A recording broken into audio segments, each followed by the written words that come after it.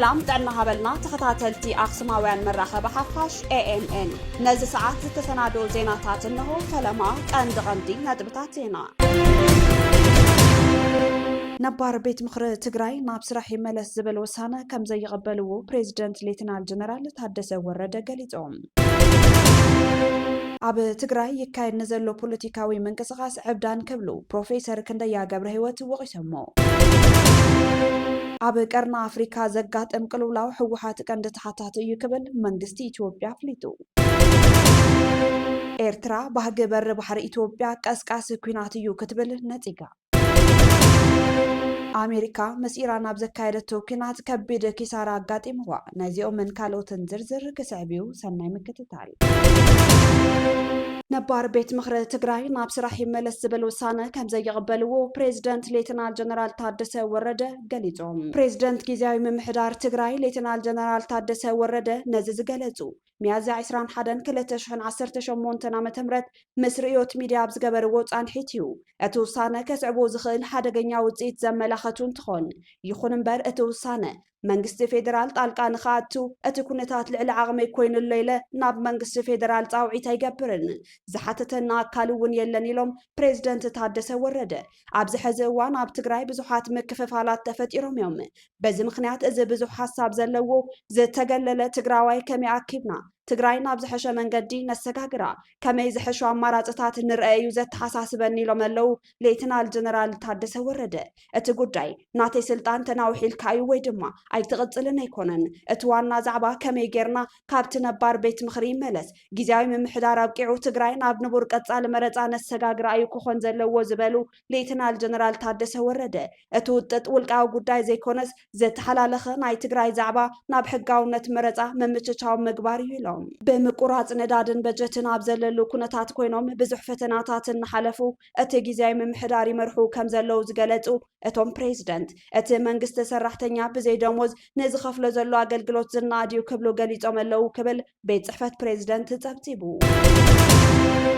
بخالو وجن دما عب تجراي يكايد نزلو بوليتيكاوي من قسقاس عبدان كبلو بروفيسور كنديا قبرهوت وقيسوم عبال فتامي سرح ودب ديمقراسياوي سمرت بروفيسور كنديا قبرهوت عب تجراي داغماي نكينات زغبرو زلو مدلاوات بترب مقوام بوكينات زرغاغت ربحا تجراي كمزيله غليصوم بروفيسور كنديا ازز غلصو عب علاوي غص فيسبوكوم عب زوصو صحف كوينو عب تجراي يكايد نزلو بوليتيكاوي من قسقاس عبدان كبلو وقيسوم بروفيسور كنديا عبت زحلفه كلتشحن عسرت حموشتنا متمرت زنبرة كونتات كذكرو خلو تدرادرتي ابريتوريا بزنبرو الأوان لومي انت زي تفراريمكم تودعنا نودع لنا عنا زبل تغطي كابازست سراوتي قرب كم زنبرة حبيروم اتسممع مصدقه قال اكالات عين قبلون بمبال كقوامو خمز صنحون صنيحوم جن سلطان مسحازو سالساي وجن ايد لينان بمبال مرقت يوم كم زغيرو بروفيسور انت قلصو حزي دما نتي بوعل بريتوريا زفرسن زبلو بيت مخري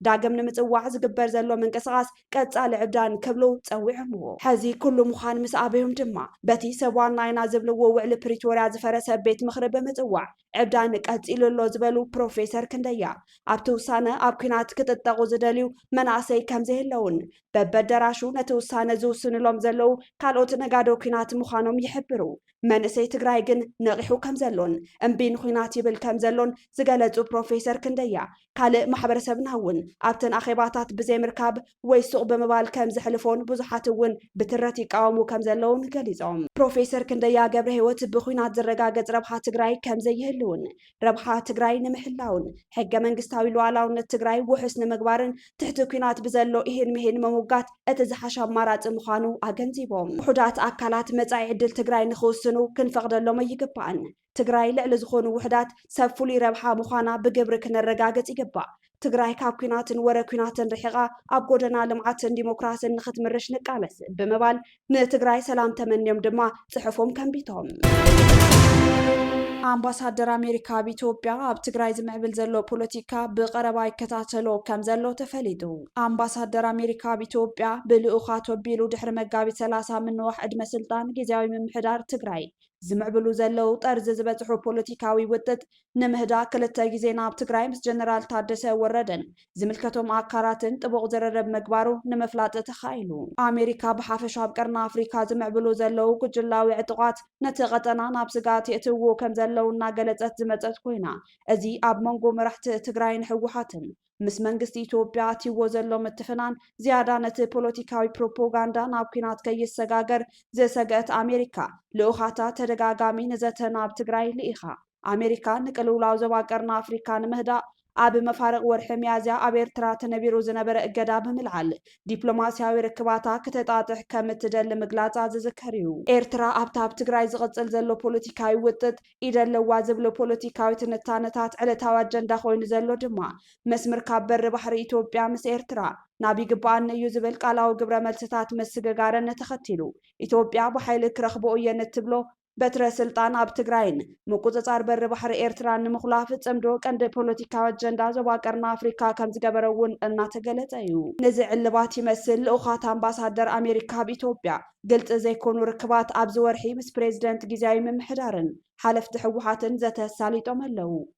እቲ ዘተ ኣብ መንጎ ህወሓትን ግዝያዊ መንግስትን ዘለው ናይ ኣፍልጦ ብፅሒት ግዝያዊ ምምሕዳር ንምፍታሕ ከይተደረኸ መራሕቲ ትግራይ ምስ መንግስቲ ኢትዮጵያ ናይ ምንስዕራር ውዕሊ ፕሪቶርያን ካልእ ናይ ድርድር ርክባትን ከጀምር ዘአንፍት ምንባሩ ተፈሊጡ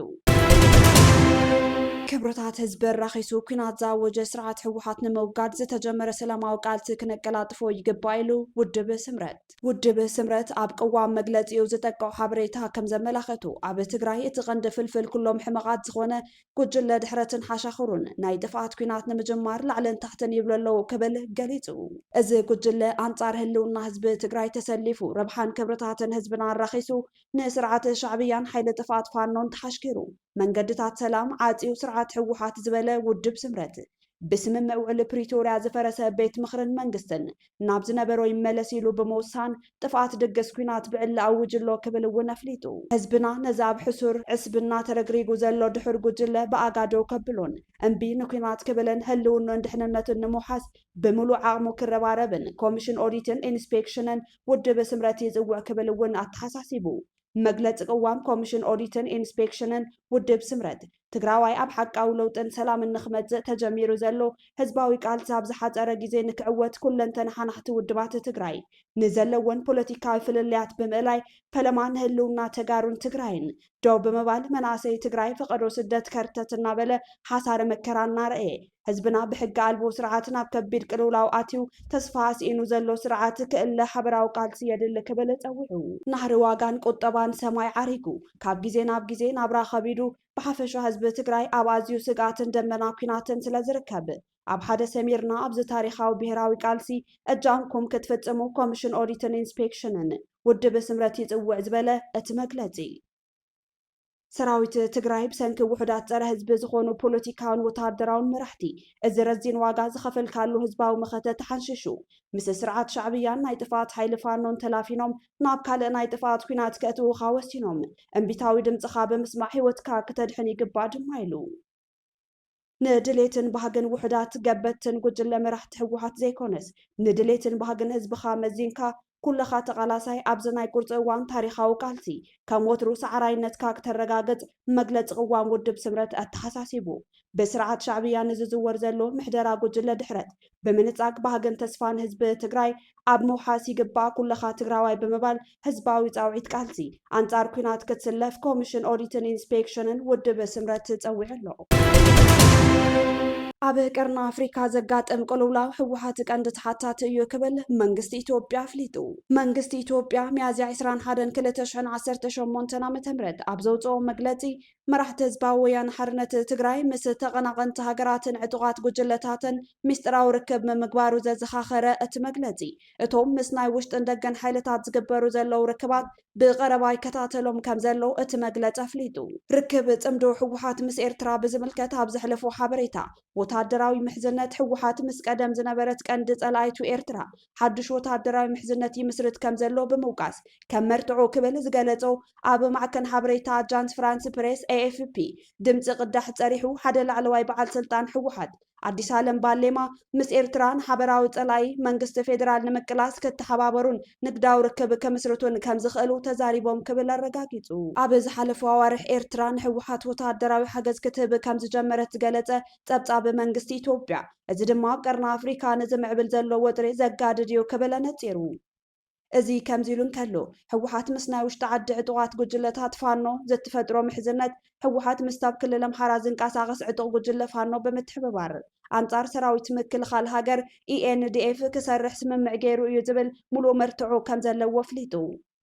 እቶም ምሽጥራዊ ርክባት በአንጻር ውዕል ፕሪቶሪያ ምፍራስ ኢሉ ዝጠቐሶ ድማ ምምላስ ተበቲኑ ዝነበረ ወታደራዊ እዚ እንደገና ከም ዝመስረተ ጠቒሱ እዚ ድማ ንሕወሓት ብጥፋተኛ እዩ ኢሉ መንግስቲ ኢትዮጵያ ከም ዝኸሰሰ ኣብሪሁ። ቀፂሉ ድማ ኣብዚ ቀረባ መዓልታት ሕወሓት ነቲ ብውዕል ፕሪቶሪያ ተበቲኑ ዝነበረ ቀዳማይ ቤት ምክሪ ትግራይ እንደገና ከም ዝመስረቶ ዝገለጾ መግለጺ መንግስቲ ፌደራል ከም ምፍራስ ስምምዕ ሰላም ገይሩ ከም ዝሪኦ ኣፍሊጡ። በዚ መሰረት ኣብ ኢትዮጵያ ሓዊሱ ዞባዊ ስጋትን ፖለቲካዊ ቅልውላው ሕወሓት ተሓታት እዩ ክብል ወንጂሉ። መንግስቲ ኢትዮጵያ እዚ ምንቅስቓስ እዚ ንኢትዮጵያ ጥራይ ዘይኮነስ ንመላእ ቀርኒ ኣፍሪካን ኣብ ዘይተረጋግአ ኩነታት ከእቱ ከም ዝኽእል የጠንቅቕ። ብፍላይ ምስ ኣብ ሱዳን ዘሎ ኩናትን ምስ ሶማልያ ዘሎ ወጥርን ተደሚሩ ዞባዊ ስጋት ፈጢሩሎ ሕወሓት ብምባል ድማ ገሊጽዎ። ኤርትራ ባህጊ በሪ ባሕሪ ኢትዮጵያ ቀስቃሲ ኩናት እዩ ክትብል ነፂጋ። ሚኒስትሪ ጉዳያት ወፃኢ ኤርትራ መራሕቲ ኢትዮጵያ ብዛዕባ ኣፍ ደገ ባሕሪ ዘቕርብዎ ዘለው ተደጋጋሚ ሙግት ዘይሕጋውን ተኽታኹን ክብል ተቃውሞኡ ገሊጹ። እቲ ሚኒስትሪ 22 ሚያዝያ 2018 ዓ.ም ኣብ ዘውፅኦ መግለጺ እዚ ካብ ኣዲስ ኣበባ ዝስማዕ ዘሎ ትረኻ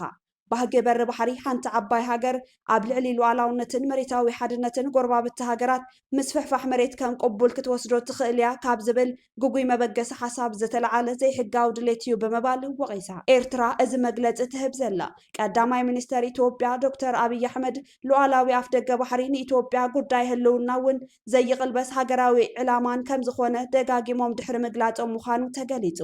ሚኒስትሪ ዜና ኤርትራ ኣይተ የማነ ገብረ መስቀል ኣቐዲሞም እቲ መሕፈሪ ክብሉ ዝገለጽዎ ስርዓት ብልጽግና ካብ ውሽጣዊ ጸገማቱ ንምህዳም ዘልዕሎ ዘሎ ኣጀንዳ ባሕሪ ክብሉ ከም ዘነኣኣስዎ ዝዝከር እዩ። ኣሜሪካ ምስ ኢራን ኣብ ዘካየደቶ ኩናት ከቢድ ኪሳራ ኣጋጢምዋ። ኣሜሪካ ምስ ኢራን ኣብ ዘካየደቶ ኩናት ክሳብ ሕዚ 25 ቢልዮን ዶላር ዝኸውን ገንዘብ ከም ዘውፅአት ነዚ ስዒቡ ድማ ኪሳራ ከም ዘጋጠመ እዩ ተሓቢሩ ዘሎ። ሮይተርስ ላዕለዋይ በዓል መዚ ወታደራዊ ቤት ዕዮ ኣሜሪካ ፔንታጎን ጸሪሑ ከም ዝጸብጸቦ መብዛሕትኡ ወጻኢ ንጦር መሳርሒ ዝወፀ እዩ። ቅድሚ 2 ሰሙን ኣብ ዝወፀ ሓበሬታ ኢራን በቲ ኩናት 145 ቢልዮን ዶላር ከም ዘውፅአት ተገሊጹ ነይሩ። እቲ ኩናት ምስ ተጀመረ ኣብ ዝነበሩ 6 መዓልታት ጥራሕ ሰብ መዚ ፔንታጎን 11.3 ቢልዮን ዶላር ወጻኢ ከም ዝተገበረ ምግላጾም ይዝከር። ፕሬዚደንት ኣሜሪካ ዶናልድ ትራምፕ እቲ ኩናት ንምዝዛም ኢራን ኣብ ቀረባ እዋን ኣብ ዘቕረበቶ መደራደሪ ነጥቢ ብፍላይ ኢራን ስምምዕነት መርሃ ግብሪ ኒውክለር ንኽዝንግዕ ዝሓተተት መደራደሪ ነጥቢ ሕጉስ ከም ዘይኮኑ ተፈሊጡ። እዚ ድማ እቲ ኩናት ንክዛዘም ኣብ ዝገብሩ ድርድራት ዕንቅፋት ከም ዝኾነ ተገሊጹ። ካብ ኣኽሱማውያን መራኸቢ ሓፋሽ ናይዚ ሰዓት ዜናታት ክትከታተሉ ጸኒሕኩም ንምክትታልኩም ነመስግን። ምስ ዝተረፉ መደባትና ሰናይ ጊዜ